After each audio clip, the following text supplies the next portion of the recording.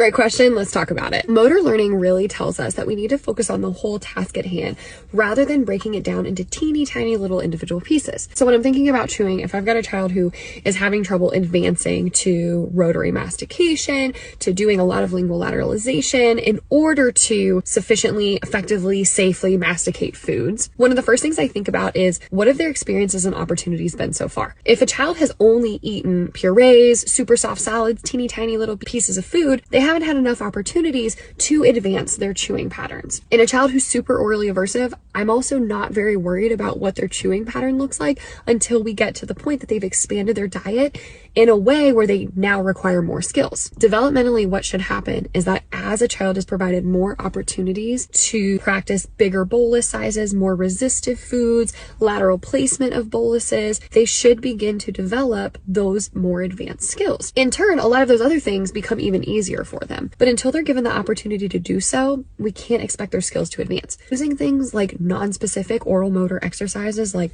blowing a horn, chewing on a chewy, blowing bubbles, those things are not going to transfer to the motor skill of advancing rotary mastication. A lot of the times it's not just the issue of strength. We also have to think about the coordination, the endurance that is involved in the entire sensory motor task. Don't worry about the very specific lingual lateralization. Don't worry so much about is the rotary mastication happening? Worry about the foods that they are currently eating and if they're doing so safely and effectively. And if they are, begin to advance the size, the texture, the resistance level of those foods so that you can develop and advance their skills further. These are what the principles of motor learning and neuroplasticity tells us. Check out the caption for more.